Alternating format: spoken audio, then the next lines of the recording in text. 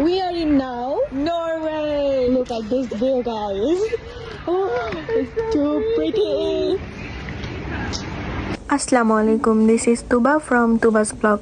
Already আপনারা জেনে গেছেন যে আমরা নরওয়ে ঘুরতে আসছি, আর নরওয়ে এয়ারপোর্ট থেকে বের হয়েই সাথে সাথে এরকম স্নো পড়তেছিল। আর আমরা তো এত বেশি এক্সাইটেড হয়ে গেছিলাম যে ঠান্ডা লাগবে বা কি লাগবে এইগুলা কোনো চিন্তা ভাবনা না করেই একদম ছোট বাচ্চাদের মতো আমরা দুজন স্নোতে খেলতেছিলাম। আসলে ঘুরতে গেলে এটাই হয় যে আপনার ভিতরে যেটা আছে ওইটা বের হয়ে আসে। সো আমরা অনেক মজা করছি, তারপরে এই গাড়িগুলোর উপরে আমাদের নাম টাম লিখছি।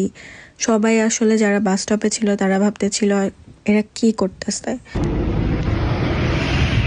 We are waiting for bus and it looks so pretty. Actually, it's so peaceful as well. যাই হোক, বেশ অনেকক্ষণ স্নোতে লাফালাফি করার পরে আমাদের বাস চলে আসে। আর ট্রমসো এয়ারপোর্ট থেকে আমাদের অ্যাপার্টমেন্ট খুব একটা বেশি দূরে ছিল না, জাস্ট 30 মিনিটের বাস রাইড ছিল। আর আমরা যখন আমাদের অ্যাপার্টমেন্ট এরিয়াতে আসি, আমাদের অ্যাপার্টমেন্টের উপর থেকে ফুল সিটি ভিউ দেখা যাচ্ছিল, আর ওই পাশে মাউন্টেন। রাতের জন্য বোঝা যাচ্ছিল না, বাট খালি চোখে আমরা দেখতে পাচ্ছিলাম। এত ভালো লাগতেছিল যে কি বলবো। এই তো আমরা আমাদের অ্যাপার্টমেন্টে চলে আসছি, চলেন অ্যাপার্টমেন্টের একটা ছোটোখাটো ট্যুর দেই। সো আমাদের একটা বেডরুম ছিল, এইটা কিচেন এরিয়া, অ্যাকচুয়ালি এটা ওপেন কিচেন ছিল, লিভিং স্পেস।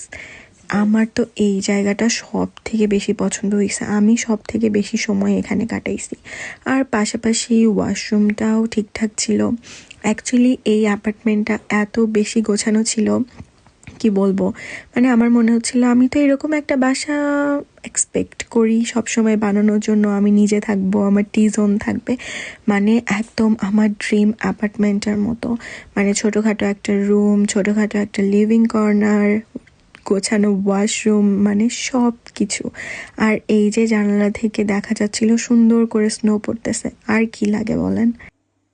মানে আমি জাস্ট ভাবতেছিলাম আমি এখানে রান্না করব আর পাশে স্নো পড়বে, সেটা আমি দেখব। এরকম ছোটোখাটো আমার একটা বাসা হবে, এটা আমার অনেক বড় একটা ড্রিম। যাই হোক, আর আমি যখন ফ্লাইটে ছিলাম তখন থেকে মাথার মধ্যে ঘুরতেছিল কখন আমি ফ্রেশ স্নো পাবো, আর সেটা দিয়ে আমি একটা আইসড কফি খাবো।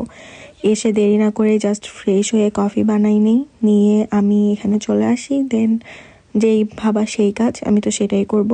আর আমাদের অ্যাপার্টমেন্ট থেকে এই পাশে মাউন্টেন, সামনে সিটি ভিউ, অ্যান্ড দেন আবারও সিটি ভিউ, সব কিছু দেখা যায়, মানে একদম 100-এ 100। যেহেতু আমরা ফ্লাই করে আসছি আর সেদিন অনেক টায়ার্ডও ছিলাম, তাই আমরা ঘুমাই পড়ি, কারণ সকাল